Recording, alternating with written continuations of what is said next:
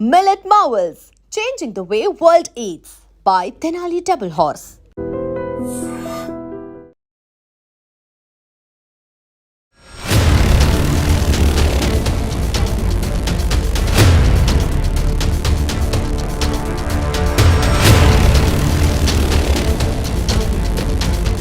నమస్తే, welcome to I dream weekend update with కవిత.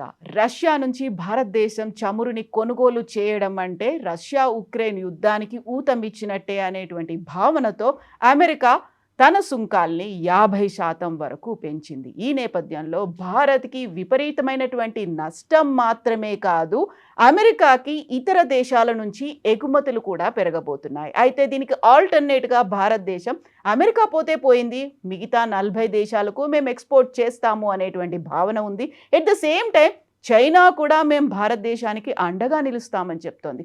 యాక్చువల్గా 50% టారిఫ్తో ఎవరికి ఎలాంటి నష్టం కలుగుతోంది, భారతదేశం ఎలాంటి స్టాండ్ తీసుకోబోతోంది, చైనాతో పొత్తు లేకపోతే స్నేహం ఎంతకాలం ఉండబోతోంది? మనతో పాటుగా ఉన్నారు సీనియర్ జర్నలిస్ట్ సాయి శేఖర్ గారు. హలో సార్, నమస్తే. సో భారతదేశం ప్రతిసారి ద్వైపాక్షిక సంబంధాలు ఇవన్నీ అనుకున్నప్పుడు ముందు నుంచి రష్యాతో ఎంత ఫ్రెండ్షిప్ ఉందో అమెరికాతో కూడా అటు ఇటుగా అంతే ఫ్రెండ్షిప్ కనిపించేది. బట్ ఇప్పుడు ఎందుకు సడన్గా రష్యా దగ్గర నుంచి మీరు చమును కొనుగోలు చేస్తున్నాను, నేను వద్దని చెప్పినా మీరు కంటిన్యూ చేస్తున్నారు కాబట్టి 25% ఉన్నదాన్ని నేను 50% చేస్తున్నాను డొనాల్డ్ ట్రంప్ చెప్పారు. ఆ తర్వాత మనం తీసుకున్న స్టాండ్ ఎలా ఉంది? అమెరికా మన జీవితంలో, భారతీయుల జీవితంలో బాగా అల్లుకుపోయినటువంటి వ్యవస్థ. విడదీయరాని సంబంధం దాకా వెళ్ళింది, ఇంటర్ట్వైన్ అయిపోయింది. అమెరికాని కాస్త కంట్రోల్లో, చెక్లో పెట్టగలిగిన ఏకైక ఇండియన్ లీడర్ వాస్ ఈ శ్రీమతి ఇందిరాగాంధీ. నిక్సన్ అండ్ వీళ్ళిద్దరూ కూడాను చాలా, హెన్రీ కిస్సింజర్, వీళ్ళిద్దరూ కూడా ఇందిరాగాంధీ గురించి చాలా క్రిటికల్గా ప్రైవేట్ సంభాషణలో మాడుకోవడం అవన్నీ, తర్వాత టేప్స్, వైర్స్ రిలీజ్ చేసినప్పుడు దాంట్లో వాళ్ళు ఇందిరాగాంధీ గురించి డెరగేటర్గా ఆడుకున్న మాటలు ఇవన్నీ బయటకు వచ్చినాయి. Indira Gandhi was a real statesman. ఆవిడ మొత్తానికి అమెరికాని కంట్రోల్లో ఉంచగలిగింది. అండ్ నాన్ అలైన్డ్ మూవ్మెంట్ లాంటివి తీసుకొచ్చి చాలా పవర్ఫుల్ లీడర్గా, India was seen as a very powerful political leader in the world. రాను రాను అవన్నీ ఈ లిబరలైజేషన్ పాలసీస్ వలన, తర్వాత గ్లోబల్ విలేజ్ అని వరల్డ్ ట్రేడ్ ఆర్గనైజేషన్ అగ్రిమెంట్స్ రావటం, general agreement on tariff and trade వచ్చిన తర్వాత వరల్డ్ ట్రేడ్ ఆర్గనైజేషన్ ఏర్పడడం, గ్లోబల్ విలేజ్ అయిపోవటం, బార్డర్స్ అన్నీ బ్లర్ అయిపోవడం, ఎక్స్పోర్ట్ ఇంపోర్ట్ పాలసీస్ లిబరలైజ్ అవ్వడం, వీటన్నింటి వలన ప్రపంచ గతే మారిపోయింది. ఇప్పుడు అమెరికా దాన్ని, ఆ world trade organisation general agreement on tariff and ట్రేడ్ని బ్రీచ్ చేస్తోంది. దీన్ని ఎవరు క్వశ్చన్ చేయలేకపోతున్నారు. ఎవరికి వాళ్ళ సంబంధాలు వాళ్ళకి important. India, every activity that happens in India is lay centered around American economy, American activity. So దాంతోని వాడు మన ఇవాళ ఆర్మ్ ట్విస్ట్ చేసే పరిస్థితికి వచ్చేసాడు. ట్రంప్ లక్ష్యం ఇదంతా కాదండి. ఇండియాని ట్రబుల్ చేయాలనో, చైనాని ట్రబుల్ చేయాలనో ఇవన్నీ కాదు. ట్రంప్ వాంట్స్ ఎ నోబెల్ పీస్ ప్రైజ్, అది అతని లక్ష్యం. అందుకని దానికోసం నేను ఆ యుద్ధం ఆపాను, ఈ యుద్ధం ఆపాను, ఇండియా పాకిస్తాన్ యుద్ధం ఆపాను, మనం అంగీకరించలేదు దానికి. నువ్వు చెప్పడం వల్ల మేము ఆపలేదని ప్రధానమంత్రి గట్టిగానే చెప్పగలిగాడు. అది కూడా after a lot of pressure, ముందరేం మాట్లాడలేదు. సో ఇండియాను ఆర్మ్ ట్విస్ట్ చేయవలసిన అవసరం ఏర్పడింది అమెరికాకి. ఇప్పుడు రష్యా ఇండియాకి నమ్మకమైనటువంటి మిత్రదేశం ఎప్పటి నుంచో. ఫ్రాన్స్ కూడా అంతే. ఒక G4 అని ఒకటి ఉన్నదండి, America, India, Japan and Australia. ఇది పెసిఫిక్ రీజియన్కి, ఏషియా పెసిఫిక్ రీజియన్కి స్ట్రాటజిక్ పార్ట్నర్షిప్ ఇది. అండ్ ఇండియా $65 బిలియన్ బిజినెస్ చేస్తుంది అమెరికాతో అప్రాక్సిమేట్గా. దాంట్లో సుమారుగా $40 బిలియన్ ఇప్పుడు ఎఫెక్ట్ అవుతుంది ఈ టారిఫ్స్ వలన. ఇవాళ నుంచి, నిన్నటి నుంచి ఎఫెక్ట్లోకి వచ్చాయి. ఆగస్టు 1 నుంచి, 25 నుంచి వచ్చేటప్పటికి మనకి సుమారుగా 66% ఇక్కడి నుంచి వెళ్ళే సామాగ్రి మీద టారిఫ్ పడుతుంది. సో ఒక సుమారుగా ఒక $40 బిలియన్ మీద ఇంపాక్ట్ ఉండేటట్టుగా ఉన్నది. అంటే ఇప్పుడు మనకి ప్రధానమైనటువంటి సెక్టర్స్ ఏంటంటే ఇక్కడ నుంచి ఎక్స్పోర్ట్ అయ్యే వాటిలోని మీకు కూడా నేను ఒక టేబుల్ ఒకటి పంపిస్తాను, మీరు చూద్దరు కానీ. దీంట్లో టెక్స్టైల్స్ అండ్ అపారల్ $5,411 మిలియన్ నష్టం ఏర్పడుతుంది. ఓకే, 10.823 మిలియన్ ఎక్స్పోర్ట్ చేస్తున్నాం మనం. $10,823 మిలియన్ ఎక్స్పోర్ట్ చేస్తున్నాం బట్టలు. అట్లానే జెమ్స్ అండ్ జ్యువెలరీ సుమారుగా 10,000 కోట్లు. లెదర్ అది ఒక 1,000 కోట్లు. మెరైన్ ప్రోడక్ట్స్ రొయ్యలు అవిని 2,680 కోట్లు. కెమికల్స్ 4,200 కోట్లు. స్టీల్ అండ్ అల్యూమినియం 450 కోట్లు. అగ్రికల్చర్ ప్రోడక్ట్స్ 1,642 కోట్లు. మెషినరీ అండ్ ఇంజనీరింగ్ సుమారుగా 20,000 కోట్ల రూపాయలు. సో అంటే 50,683 మిలియన్ ఎక్స్పోర్ట్ చేస్తున్నటువంటి సామాగ్రిలో ఈ 50% టారిఫ్ ఎఫెక్ట్ అవుతుంది. ఒక 4% ఆఫ్ ఎక్స్పోర్ట్స్ మీద ఆల్రెడీ 25% టారిఫ్ ఉన్నది. కొన్ని సెక్టర్స్ ఎగ్జామ్ట్లో ఉన్నాయి. ఇప్పుడు ఫార్మాస్యూటికల్ ఇట్లాంటి కొన్ని ఎగ్జామ్టెడ్ సెక్టర్స్ ఉన్నాయి, ఎందుకంటే వాళ్ళకి అవసరం అక్కడ అది. అందుకని ఇప్పుడు ఇండియన్ ప్రోడక్ట్స్ కొనుక్కుంటే అక్కడ ఏంటి ఇంపాక్ట్ అవుతుందంటే, ఇండియన్ ప్రోడక్ట్స్ కొనుక్కుంటే దాన్ని చాలా ఎక్కువ ధర పెట్టి కొనుక్కోవాలి. ఇప్పుడు మనం for example Louis Vuitton bag కొనుక్కోవాలనుకోండి ఇండియాలో, లేకపోతే మర్సిడీస్ బెంజ్ కారు కొనుక్కోవాలనుకోండి, చాలా ఎక్కువ డబ్బు పెట్టి కొనుక్కోవాలి. దాని ఒరిజినల్ కాస్ట్ అది కాదు. ఇప్పుడు మర్సిడీస్ బెంజ్ కారు దాని తయారీ ధర, లేకపోతే దాని జర్మనీలోనో అమెరికాలోనో అది అమ్ముడుపోయే ధర కంటే 200% ఇక్కడ ఎక్కువ. దాన్ని ఏదో ఇప్పుడు 100% చేస్తూ ఉంటున్నారు, కొంచెం తగ్గుతుంది. బట్ దాని ఒరిజినల్ కాస్ట్ అది కాదు. క్రిస్టియన్ డియోర్ పర్ఫ్యూమ్ కొనుక్కోవాలనుకోండి, అది అక్కడ కొనుక్కుంటే ఇంత అవ్వదు, ఇక్కడ కొనుక్కుంటే అంత అవుతుంది, because of the excise duty and tariffs. So అదే పరిస్థితి అక్కడ వస్తుంది. మన వస్తువులు ఏమైనా కొనుక్కునే వాళ్ళ అందరికీ వాటి మీద ఇప్పుడు కొన్ని డైరెక్ట్ ప్రోడక్ట్స్ ఉంటాయి, కొన్ని ఏదన్నా ఒక ప్రోడక్ట్ తయారీలో భాగంగా ఉంటాయి. అప్పుడు ఎలా నెక్స్ట్ ఆయన యాపిల్ని బెదిరించాడు. Apple 63% of Apple products are manufactured in India now. వాడు చైనా మీద డిపెండెన్సీ తగ్గించుకొని మ్యానుఫ్యాక్చరింగ్ ఇక్కడ పెట్టాడు. ఐఫోన్లు, ఎయిర్పాడ్స్, మ్యాక్బుక్స్, ఐప్యాడ్స్, ఇలా చాలా ప్రోడక్ట్స్ ఇండియాలో తయారవుతున్నాయి. ఇప్పుడు ఫర్ ఎగ్జాంపుల్ మన ఊర్లో ఫాక్స్కాన్ వాళ్ళు ఫ్యాక్టరీ పెట్టారు, ఎయిర్పాడ్స్ తయారు చేస్తారు ఇక్కడ.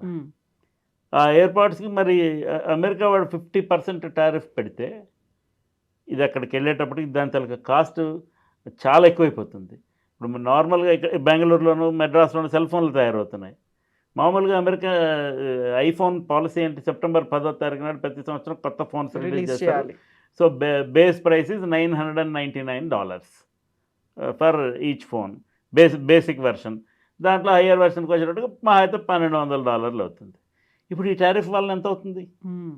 దానికి ఏదో ప్రస్తుతానికి ఎగ్జామ్షన్ ఇచ్చాడు, కానీ నా మాట వెంటలేదు నువ్వు అని నిన్న కూడా అన్నాడు టిమ్ కుక్తోని. ఇప్పుడు ఇతను ఇంకొక 3.5 ఏళ్ళు అధ్యక్షుడిగా ఉంటాడు. ఇతను రెండోసారి ఎలక్ట్ అయ్యే అవకాశం కూడా లేదు, ఎందుకంటే ఇది ఆల్రెడీ రెండోసారి ఎలక్ట్ అయ్యే అవకాశం లేదు. అమెరికా అధ్యక్షుడిగా ఎవరికైనా 2 సార్లు పోటీ చేయడానికి మాత్రం అవకాశం ఉంటుంది. అంచేత ఇతనికి 2వ టర్మ్ అయిపోతున్నది. యాపిల్ కంపెనీకి అనేక సంవత్సరాలు ఉండవలసిన కంపెనీ కదా, వాళ్ళు పొలిటికల్గా ఈ నిర్ణయం ఇటు వీళ్ళకి పాము చావకుండా కర్ర వరకుండా నిర్ణయం తీసుకోవాలి. అయితే మనకు వచ్చిన సమస్య ఏంటంటే మీరు అడిగినట్టుగా ఇప్పుడు ఖచ్చితంగా దీని మీద ఇంపాక్ట్ ఉంటుంది. దీనివల్ల అనేక మంది కార్మికులకు ఎఫెక్ట్ జరుగుతుంది. ఒక్క ష్రింప్ దాంట్లోనే 1,00,000 మంది కార్మికులు పనిచేస్తున్నారు. అందులో జెమ్స్ అండ్ జ్యువెలరీస్ సూరత్ అటువైపు గుజరాత్ నుంచే వెళుతున్నాయి. వీటన్ని ఈ జెమ్స్ అండ్ జ్యువెలరీస్ దాంట్లో $10,000 మిలియన్ ఎక్స్పోర్ట్. అది హ్యూజ్ అమౌంట్స్. ఇవన్నీ చిన్న చిత్తగా కాదు, మీకు ఓవరాల్గా తీసుకుంటే లక్షల కోట్లలోకి కన్వర్ట్ చేస్తే మన మీద పడే ఇంపాక్ట్ ఎంత తెలుసా అండి? 2.17 లక్షల కోట్లు. ఇది $1 మిలియన్ లేకుంటే లక్షల కోట్ల రూపాయలు. మన టోటల్ ఎక్స్పోర్ట్ వచ్చేసి 4.35 lakh crores. ఇది ఈ ఇంపాక్టెడ్ సెగ్మెంట్స్లో, ఆ 10 సెగ్మెంట్స్ ఆ సెగ్మెంట్స్లో మాత్రమే 4.5 కోట్ల రూపాయలు 4.5 లక్షల కోట్లు ఎక్స్పోర్ట్ చేస్తున్నాం. దాంట్లో 2.17 లక్షల కోట్ల రూపాయలు ఎఫెక్ట్ పడుతుంది మన మీద. చాలా భయంకరమైన ఎఫెక్ట్ అది, పెద్ద ఇంపాక్ట్. అనేక మంది జీవితాల మీద, ఇండస్ట్రీస్ మీద, వాటి సస్టైనెన్స్ మీద ఇంపాక్ట్ పడుతుంది. మనం వాళ్ళు అక్కర్లేదు మేము వీళ్ళందరికీ అమ్మేసుకుంటున్నాం అంటే మీ దగ్గర ఆ అగ్రిమెంట్స్ ఏమున్నాయి? Which country you have entered into? ఎవరితో కలిసి ఉన్నారు అసలు? 40 దేశాలు అన్నారు కదా, కాదా? 40 దేశాలు అనేది ఇట్స్ ఎ హోప్ అమ్మా, ఇట్స్ ఎ హోప్. ఇప్పుడు మనం రాజకీయంగా ఆలోచిస్తే ఇలా చేస్తాం అనే ఒక రోడ్ మ్యాప్ ఉంటుంది కదా, అది కెనడా, ఆస్ట్రేలియా, ఏవో న్యూజిలాండ్ జరుగుతున్న వాటిని ఇంక్రీజ్ చేసుకోవాలి. ఇప్పుడు అది ఇంపాక్ట్ అయితే నాకు ఇదేం నష్టం లేదు, వీటన్నిటికీ నేను పెంచేస్తాను అంటే అలాంటి పెంచే పరిస్థితి ఉందా? ఇన్ని రోజులు ఎందుకు చేయలే?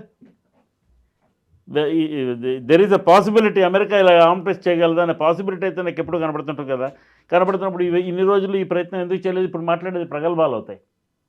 ఇది అది నిజం అయితే మంచిది, కానీ అవ్వడానికి అంత సులభంగా ఏం లేదు. ఇప్పుడు చైనా, ఎప్పుడు Chinese relation with India is always political. Operation సింధూర్లో చైనా ఇండియాని సపోర్ట్ చేసిందా? చేయలేదుగా. డైరెక్ట్గా పాకిస్తాన్ మద్దతు ఇచ్చిందిగా. ఇప్పుడు ఈ టారిఫ్లు వేస్తే పాకిస్తాన్ కొన్ని ప్రోడక్ట్స్లోను, థాయిలాండ్ కొన్ని ప్రోడక్ట్స్లోను, చైనా కొన్ని ప్రోడక్ట్స్లోను బెనిఫిట్ పొందే అవకాశం ఉందిగా. ఆ మేరకు ఇండియా నష్టపోతుందిగా. So they are all goody with America. And Russia నుంచి ఆయిల్ దిగుమతి చేసుకుంటున్నావు కాబట్టి నీ మీద 50% టారిఫ్స్ వేస్తున్నావు. మనకంటే ఎక్కువ ఆయిల్ దిగుమతి చేసుకుంటున్నా చైనా మీద ఎందుకు నువ్వు టారిఫ్ వేయడానికి భయపడుతున్నావు? సరే, బ్రిక్స్ నేషన్స్, ఆ బ్రిక్స్ అనేది అమెరికా వాడికి నచ్చదు. వాడికి ఎవ్రీథింగ్ IMF, వరల్డ్ బ్యాంక్ కంట్రోల్లో ఉండాలి. బట్ బ్రిక్స్ అనేది గట్టిగానే కనబడుతుంది ఇప్పుడు. As it is BRICS nations and BRICS తాలూకా అలైస్ గట్టిగా కనపడుతున్నారు మిగతా బ్లాక్ కంటేను. సో ఇవన్నీ కూడా అమెరికాకి కంటగింపుగా ఉన్నమాట వాస్తవం. ఉండినప్పుడు ఇప్పుడు యాక్చువల్గా ప్రపంచంలో అత్యంత పవర్ఫుల్ దేశాలు కూటమి ఇలా ఉంటే బాగుంటుంది, బ్రిక్స్. సరే, బ్రెజిల్ సంగతి అలా వదిలిపెట్టాను. ఇప్పుడు బ్రెజిల్, ఇండియా ఒకటే ఘటన కట్టాడు అమెరికా వాడు. అవును, బ్రెజిల్ తర్వాత అంత టారిఫ్లు ఉంది భారతదేశం మీదే. So Brazil, Russia, India, China, South Korea, South Korea and South Africa, then Japan, వీళ్ళందరూ కలిసి వస్తే అమెరికాని గట్టిగా ఛాలెంజ్ చేయొచ్చు. అమెరికా, బ్రిటిష్ వాడు, మన రష్యా వాడికి చైనా వాడికి లుక్కలుక్కలు. చైనాకి జపాన్కి పడదు, చైనాకి ఇండియాకి పడదు. ఇండియా ఇలాంటి డైనమిక్స్ నేపథ్యంలో China is a powerful nation. ఆర్థికంగాను second largest economy in the world. And so their political decisions are very very dynamic. But China, Russia, India, if they form into a triumvirate, డెఫినెట్గా power అమెరికాని challenge చేసే పరిస్థితి వస్తుంది. చాలా మటుకు అమెరికాకి export చేయకుండా మనం మేనేజ్ చేయవచ్చు. మన ఫారిన్ పాలసీలోనే బోలెడన్ని లూప్ హోల్స్ ఉన్నాయే. మనం 24 గంటలు చూడండి మీరు. నేను ఇవాళ ఏదో స్టడీ చేస్తున్నా, $1.5 billion ఈజ్ యూట్యూబ్ ఎకానమీ అంటే ఇండియాకి. And 21,000 crores is the payout from YouTube to creators for YouTube. So influencers వాళ్ళు వీళ్ళు అంటే మనం ప్రొడక్టివ్ యూజ్లో లేకుండా మనం ఆ యూట్యూబ్ అనే సర్వీస్ మీద, ప్లాట్ఫామ్ మీద మన దేశం తాలూకు ఎకానమీ ఇంత దూరం ఆధారపడి ఉంది. అంటే మనం సాధ్యమైనంత మటుకు ఎంతసేపు కూడా మనం మోడీయా, హిందుత్వ, గుడే, లేకపోతే రాహుల్ గాంధీయా, కేసీఆరా, కేటీఆరా, రేవంత్ రెడ్డి, ఈ గోల్లో ఉండే జనం ఎక్కువ మనకి. ఇప్పుడు మీరు చెప్పండి నాకు, why India has not produced something very great in the world? ఒక ఫేస్బుక్, ఒక ట్విట్టరు, ఒక ఇన్స్టాగ్రాము, లేకపోతే ఏమీ ఇలాంటివి తయారవ్వలేదే ఇక్కడ. అండ్ తయారీ రంగంలో యాక్చువల్ ఇవన్నీ కూడా సర్వీసెస్ అనుకో, మన సాఫ్ట్వేర్, హార్డ్వేర్ రంగంలో కూడా మనమే చాలా ముందేం లేమే, ఏదో ఉన్నాం అన్నిట్లోనే. మనం we are not focused on that. రోడ్డు మీద అడ్డగోలుగా ఎదురు ఆపోజిట్ డైరెక్షన్లో తీసుకొచ్చి కారు, స్కూటరో నడిపేవాడిని పనిష్ చేయలేని దౌర్భాగ్యమైన పరిస్థితిలో మన దేశం ఉంది. నువ్వు ఎందుకు మాట్లాడుతున్నావు ఇవన్నీ? నీ బర్మాతో మయన్మార్తో సత్సంబంధాలు లేవు, బంగ్లాదేశ్తో సత్సంబంధాలు లేవు, టిబెట్తో సత్సంబంధాలు లేవు. బికాజ్ వాళ్ళ గవర్నమెంట్ ఇన్ ఎక్సైల్ని మనం అక్కడ ఆశ్రయం ఇచ్చున్నాం. దెన్ చైనాతో అస్సలే సత్సంబంధాలు లేవు. పాకిస్తాన్ అయితే ఉప్పు నిప్పు. నీ చుట్టుపక్కల ఉన్న వాళ్ళు ఎవరితోని నీకు సత్సంబంధాలు లేకపోతే you need to relook in to your foreign policies. ఇది ఎకానమీకి సంబంధించిన విషయం. ఇచ్చిపుచ్చుకోవడాలు ఇరుగు పొరుగుతో ఉండవలసిన సంబంధాలు ఉన్నవా? అవి మనం నిజంగా అలా మెయింటైన్ చేస్తున్నామా? మనకు అలాంటి సత్సంబంధాలు ఉన్నాయా? లేవు కదా. So India needs to seriously take a relook in to it's foreign policy and also economic policy. And మీరు చెప్పిన 40 దేశాలతోని పెంచుకుంటే వాణిజ్యం, ట్రేడ్ రిలేషన్స్, ఈ డిపెండెన్సీ తగ్గుతుంది. ఎప్పుడైతే సబ్ ప్రైమ్ క్రైసిస్ వచ్చిందో 2008-9 కాలంలో ఇండియాలో రియల్ ఎస్టేట్ మార్కెట్ పడిపోయింది అమెరికాలో పడిపోవడంతో. అలా ఉండకూడదు కదా. అక్కడ జలుబు చేస్తే ఇక్కడ తుమ్ముతుంటాం మనం. No, if America develops cold, India sneezes. It should not be like that. మనం డైవర్సిఫైడ్ ఎకానమీ అనుకున్నప్పుడు దాన్ని డిస్ట్రిబ్యూటెడ్ ఎకానమీకి కూడా మార్చుకోవాలి కదా across the globe. That we have not done. అందుకని 2.17 లక్షల రూపాయల నెత్తి మీద బండ మన మీద పడబోవడానికి చాలా రెడీగా ఉంది, స్టార్ట్ అయినట్టేగా. సో మనం ఎవరిని గట్టిగా ఆర్మ్ ట్విస్ట్ చేసే పరిస్థితి కూడా లేదు. Our economy is asymmetric. American ఎకానమీతో పోలిస్తే we are not that big. We are growing, but then at what cost and at whose cost? ఇవన్నీ ఫ్యాక్టరీని చేసుకొని మనం అబద్ధాలు చెప్తామండి రాజకీయంగా. కానీ రాజకీయ నాయకులు, ప్రజలు యథా రాజా తథా ప్రజ, ఆర్ యథా ప్రజ తథా రాజా. We are all irresponsible. మనం ఇది చేద్దాము అనుకుని కన్సల్టెడ్గా సాధించేది ఏం ఉండదు. పిల్లలు సరిగ్గా చదవరు అనేక మంది. ఎన్ని ఫెసిలిటీస్ క్రియేట్ చేసినా చదవరు. చదివే మోటివేషన్ ఇవ్వటం లేదు. ఎక్కడో లీడర్షిప్లో లోపం ఉంది. సో ఎంతమంది ఇప్పుడు central of excellence, Osmania university లాంటి అతిపెద్ద యూనివర్సిటీలు, why are they not able to compete with IITs or IIMs? ఏమి ఉస్మానియా యూనివర్సిటీకి ఏమి తక్కువ? మన జ్ఞానం తక్కువ? చెప్పే పాఠాలు చెప్పే మాస్టర్ల జ్ఞానం లేదా? చదువుకునే పిల్లల జ్ఞానం లేదా? అందరికీ ఉంది. But their priorities are not this. అది సమస్య. ఇప్పుడు యాక్చువల్గా చైనా ముందుకొచ్చింది మా భారత్కి సంబంధించి. మీరు అధైర్యపడకండి, అవకాశవాదం మేడం, అవకాశవాదం.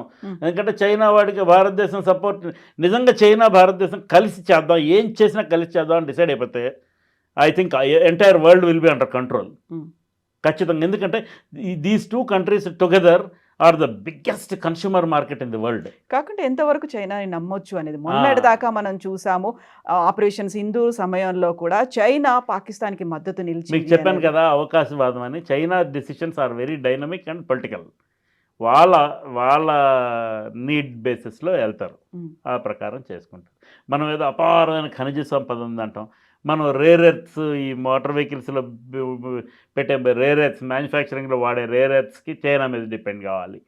మొత్తం ఈ ఆటోమొబైల్ ఇండస్ట్రీ టెన్షన్లోకి వచ్చింది. చైనా వాడు దాని మీద రెస్ట్రిక్షన్స్ పెట్టేటప్పటికి మనం ఏమిటి ఎక్స్ప్లోర్ చేస్తున్నామో మనకు తెలియదు. మన ఖనిజ సంపదను ఏమిటి చేస్తున్నామో మనకు తెలియదు. ఖనిజం ఎక్కడుందో సరిగా చేస్తున్నామో లేదో అనేది కూడా నాకు డౌటే. మనకేమిటో సూడో ఎన్వైరన్మెంటలిజం ఒకటి. మనకి ఎన్వైరన్మెంట్ ఎక్కడ ప్రొటెక్ట్ చేయాలో అక్కడ ప్రొటెక్ట్ చేయాలి. ఆ కంచె గచ్చిబౌలీలు ఆయన ఏదో కడతానని కానీ ఎంత గోల్ చేశారు చూసారా? అది అసలు అవుతుందో అవదో తెలియని పరిస్థితి ఏర్పడింది ఇప్పుడు. అదో పెద్ద ఎకానమీ క్రియేట్ అవును అక్కడ. అతను అన్ని కంపెనీలతో అగ్రిమెంట్లు చేసుకొని వచ్చాడు కదా ముఖ్యమంత్రి. మనం ఏది చేయలేమండి. మనం దేనికైనా వీఆర్ ఎ నో మెన్. ఇది సమస్య మనకి. అండ్ మనకి క్లియర్ కట్ ఐడియాలజీ లేదు, ఐడియాలజీ లేదు. ఇది మన దేశంలో ఉన్న ఇది పాలసీ పెరాలిసిస్ అంటారు. ఈ పాలసీ పెరాలిసిస్ గవర్నమెంట్కి ఉంది, ప్రజలకి ఉంది. అని చెప్పి చైనాని ఎంతవరకు నమ్మచ్చు? నీ పాలసీ క్లియర్ కట్గా ఉంటే చైనాని నమ్మడమో నమ్మకపోవడం డిసైడ్ అవుతుంది. When you are not clear, how can you depend on someone else? అది you can't influence China to go against Pakistan. మీకు పాకిస్తాన్తో నిరంతర యుద్ధమే. ఇప్పుడు ఈ కంటెన్షియస్ ఇష్యూస్ని కొంచెంసేపు పక్కన పెడదాం, పోనీ మిగతా వాటిలో సహకరించుకుందాం అనేటటువంటి వయా మీడియా పాలసీ మనము ఇనిషియేటివ్ తీసుకోము, వాళ్ళు తీసుకోరు. చైనాకి అవసరం లేదు. పాకిస్తాన్ నిండా మునిగిరోడు, వాడికి చలి లేదు. మనమే మధ్యలో ఉన్నాం. సో వైట్ హౌస్ అడ్వైజర్ కూడా మళ్ళీ అదే మాట కొన్ని గంటల కింద కూడా చాలా క్లియర్గా చెప్పారు. మీరు కనుక రష్యా నుంచి దిగుమతుల్ని ఆపేసుకోండి, అప్పుడు మాత్రమే సెటిల్ అవుతుంది. ఈ శాంతి చర్చలు అనేవి వయా ఢిల్లీ వేదికగా జరగాల్సినటువంటి అవసరం ఉంది అనే మాట. రష్యాతోని సంబంధాలు తెంచేసుకోండి అని వాడోడు చెప్పడానికి it is a sovereign country. India is a sovereign country. Indian government has and Indian people have to take a decision on that, number one. ఇక దాంట్లో రష్యాతో దిగుమతి చేసుకున్న ఆయిల్తోని అదానీ అంబానీ కంపెనీస్ బెనిఫిట్ పొందుతున్నాయి, ఇది అనదర్ ఆర్గ్యుమెంట్. దాన్ని సాక్రిఫైస్ చేయడానికి బీజేపీ సిద్ధంగా లేదు అని. If it is not BJP will INDI bloc go against రష్యానో? సో అమెరికా వాడు కండిషనల్ బెయిల్ లాగేస్తున్నాడు and is arm twisting. I think కొంచెం నొప్పి భరించి స్ట్రాంగ్గా ఉండి చైనాతో సత్సంబంధాలు పెంచుకొని రష్యాతో సంబంధాలు పెంచుకొని ఒక బ్లాక్ని క్రియేట్ చేసే బాధ్యత ఇండియా తీసుకోవాల్సిన అవసరం ఉంది. ఎస్ అండి, థ్యాంక్ యూ సో మచ్. ప్రస్తుతం ఉన్నటువంటి సమాజం దేనికి ప్రయారిటీ ఇస్తుంది? ఆర్థిక సంబంధాల చుట్టూ మాత్రమే తిరుగుతోంది. మళ్ళీ ఎన్నికలంగానే చాలా విరక్తి కలుగుతాను. మంచి అనిపిస్తుంది కదా, లేడీస్ కూడా ఛాలెంజింగ్ జాబ్స్ చేసినప్పుడు చాలా బాగుంటది. ట్రాఫిక్ అసిస్టెంట్స్ గా నియమించిన ట్రాన్స్జెండర్స్ అందరితో సాల్యూట్ చేయించుకుంటున్నారు. ఫుడ్ డెలివరీ ఇవ్వటానికి వెళ్ళినటువంటి డెలివరీ బాయ్ అనిల్ పై కళ్ళ ముందు పెళ్ళండి